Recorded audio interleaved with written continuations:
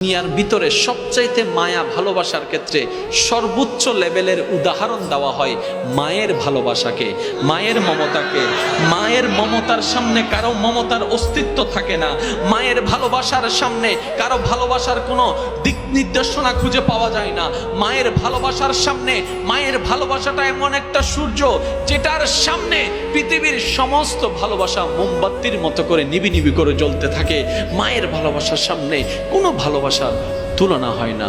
রব বলছে, হাজার মা তোকে যতটুকু ভালোবাসবে, আমি রব তোকে তার চাইতে বেশি ভালোবাসেছি। বান্দা, আমি চাই না কেউ জাহান্নামে যাক, কিন্তু বান্দারা নিজের পায়ে নিজে কুড়াল মেরেই জাহান্নামের দিকে চলে যাচ্ছে। আমি রবতেই বলেছিলাম, আকিমুস সালাত, নামাজটা তোরা আদায় কর, কিন্তু তোরা তো করলি না রে বান্দা, করলি না। তোদেরকে বলেছি রোজাটা আদায় কর, তোরা তো সেটাও করলি না। তোদেরকে আমি রব জানিয়ে দিয়েছি, মা বাবাকে কষ্ট দিলে জান্নাত পাবি না, সেটা আমি জানিয়ে দিয়েছি। তারপরও তোরা মা বাবাকে কষ্ট দিয়েছিস। তোরা তো নিজের পায়ে নিজে কুড়াল মারছিস, নিজের জান্নাত তোরা হারিয়ে ফেলছিস। বান্দা, একটু ব্রেক লাগা, একটু চেষ্টা কর, তুই পারবি, তুই চেষ্টা কর, আমি রব তোকে রহমত দিয়ে সাহায্য করবো।